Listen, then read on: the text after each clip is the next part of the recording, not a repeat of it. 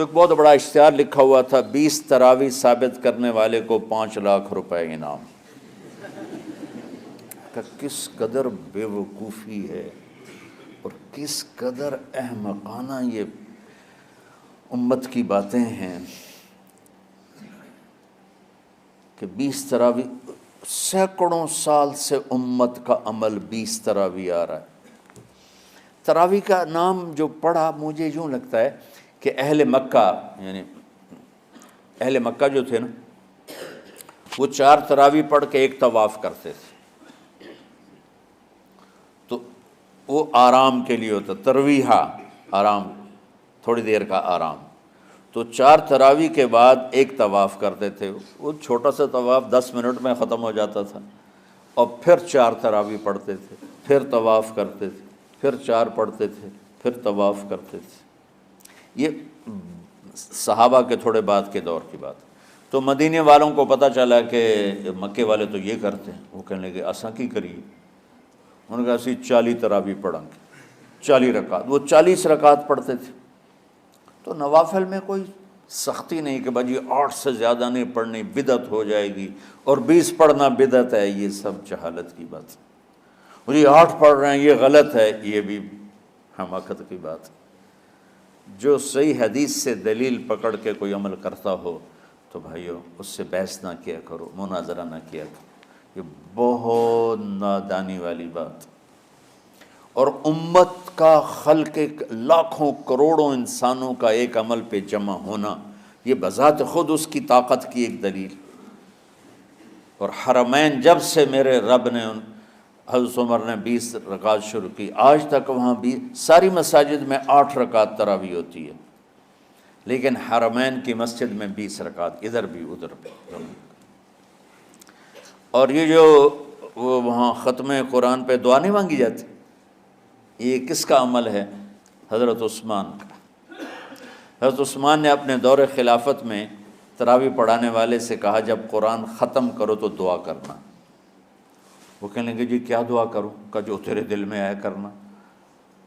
تو ختم قرآن کی رات تراویح کی آخری رکعت میں من الجنت والناس کے بعد دعا کے لیے ہاتھ اٹھانا، یہ حضرت عثمان رضی اللہ تعالیٰ عنہ نے اس کو زندہ فرمایا۔ اور امام دعا کرتا تھا 1 منٹ، 10 منٹ، 20 منٹ، جتنے بھی، اور پیچھے لوگ آمین کہتے تھے۔ وطر کی جماعت نہیں ہوتی تھی، وطر کو باجماعت حضرت مولا علی رضی اللہ تعالیٰ عنہ نے شروع کی کہ وطر کو بھی باجماعت پڑھا جائے۔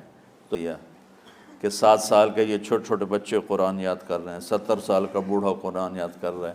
یہیں یہ مولوی یوسف صاحب کا ساتھی تھا، یا پتہ نہیں ان سے پہلے تھا، سلمان، مولوی سلمان، آج کل امریکہ میں ہوتے ہیں، ہماری ایک شاخ چلا رہے ہیں ماشاءاللہ۔ وہ شروع میں یہاں تھے، تو یہاں تراویح پڑھانے کے لیے ہمارے پاس حافظ کوئی نہیں تھا، وہ حافظ نہیں تھے، وہ صبح بیٹھ کے شام تک 1 سپارہ یاد کرتے اور رات عشاء کی نماز میں سنا دیتے۔ 30 دن میں قرآن یاد کر کے سنا دی۔ مطلب یہ سنی سنائی بات نہیں، ہمارے اسی حسنین، اسی ممبر اور محراب کی بات کہ یہیں اسی مسجد میں انہوں نے صبح سے مغرب تک یاد کرتے تھے، اور پھر عشاء میں کھڑے ہو کے سنا دیتے تھے۔ پیچھے ہوتے تھے لقمہ کوئی دینے والا شاید، لیکن بہت خوبصورت پڑھ کے 1 دن میں یاد کر کے سنا دیا۔ اور ایک مجھے نام بھول گیا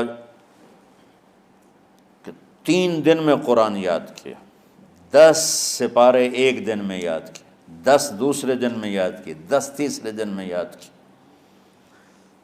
وَلَقَدْ يَسَّرْنَاهُ لِلذِّكْرِ وَلَقَدْ يَسَّرْنَا الْقُرْآنَ لِلذِّكْرِ فَهَلْ مِن مُدَّكِرٍ۔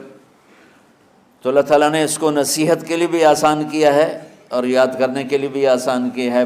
کوئی کتاب پہلے یاد نہیں ہوتی تھی کسی کو، ماشاءاللہ تم میں کتنے حفاظ بیٹھے ہیں اللہ کے فضل سے۔ اور جب میں ذرا ہمت میں تھا تو میں 3 دن میں قرآن سنتا تھا تراویح میں، 10 سپارے 1 رات میں، 10 سپارے اس سے اگلی 10 سے، پھر ہفتہ ہو گیا، پھر 10 دن ہو گئے، پھر اب 15 دن ہو گئے، اب 20 دن بھی ہو جاتے ہیں۔ شروع میں 3 دن میں، اور یہی ہمارے مدرسے کے بچے جو مجھے سناتے تھے اور ماشاءاللہ کہیں نہیں اٹکتے تھے۔ ایک تو اسلام آباد میں ہوتا ہے اور ایک اب جنید ہے وہ امریکہ میں ہوتا ہے۔ تو اللہ تعالیٰ نے اس طرح، اور کراچی میں اشعار لگے ہوتے ہیں، 10 دن میں قرآن ختم، 1 ہفتے میں قرآن ختم، یہ وہاں اشتہار لگے ہوتے ہیں، بھئی آپ ہمارے پاس آ کے تراویح پڑھیں، ہم ہفتے میں قرآن ختم کر دیں، ٹھیک ہے۔ تو اللہ نے ہمیں رات کی نماز عطا فرمائی، اور چونکہ یہ ایک مشقت ہے تو میرے نبی نے کہا یہ رات کی نماز کے ہر سجدے پر 1500 نیکی لکھی جاتی، 1500 نیکی لکھی جاتی، اور اللہ تعالیٰ ہر سجدے پر جنت میں ایک محل بناتا ہے جس کے 60,000 سونے چاندی کے دروازے ہوتے، اور ایک درخت اس کے لیے لگاتا ہے جس کے نیچے 100 سال گھوڑا دوڑ سکتا ہے۔ تو رمضان کا اہتمام آپ رجب سے شروع فرما دیتے تھے، جس کو ہم آج صلاۃ التراویح کہتے ہیں۔ میرے نبی کے زمانے میں اسے قیام اللیل کہا جاتا تھا۔ تراویح کا نام کب پڑا اس کا تو مجھے پتہ نہیں، کہیں نہ کہیں لکھا ہوگا، لیکن صحابہ کے دور میں اس نماز کا نام تھا قیام اللیل۔ اس لیے حضرت عائشہ رضی اللہ تعالیٰ عنہ کی روایت ہے نا، جس سے 8 رکعت والے حضرات استدلال کرتے ہیں کہ رمضان اور غیر رمضان میں، اس کو امام بخاری نے قیام اللیل کا ہی عنوان دیا ہے، آپ نے 11 رکعت سے زیادہ نماز نہیں پڑھی۔ ایک ضعیف روایت میں ہے کہ آپ نے 3 دن پڑھائی نماز، یہ تو صحیح روایت ہے۔ کتنی رکعت پڑھائی؟ تو ایک ضعیف روایت میں ہے کہ 20 رکعت پڑھائی۔ اچھا، ضعیف روایت سے عبادت ثابت نہیں ہو سکتی، حکم شرعی۔ تو جب حضرت عمر رضی اللہ تعالیٰ عنہ نے سب کو، اب میرے نبی کے دور میں 3 دن کے بعد آپ تو آئے نہیں کہ کہیں فرض نہ ہو جائے، تو صحابہ اپنے طور پر قرآن سنتے تھے ٹولیوں میں۔ صدیقی دور میں 2 سال وہ فتنوں میں گزرا، تو اس میں بھی اسی طرح چلا کہ ٹولیوں میں ہوتے تھے۔ حضرت عمر رضی اللہ عنہ کے زمانے میں حکومت مضبوط ہو گئی، طاقتور ہو گئے، تو ابتدائی سالوں میں نہیں، چند سالوں کے بعد اب مسجد میں تشریف لائے تو لوگ اس طرح کوئی 4 ادھر 4 ادھر 5 ادھر 10 ادھر 20 ادھر، تو کہنے لگے ان کو ایک امام پہ جمع کر دیا جائے تو کتنا اچھا ہوگا۔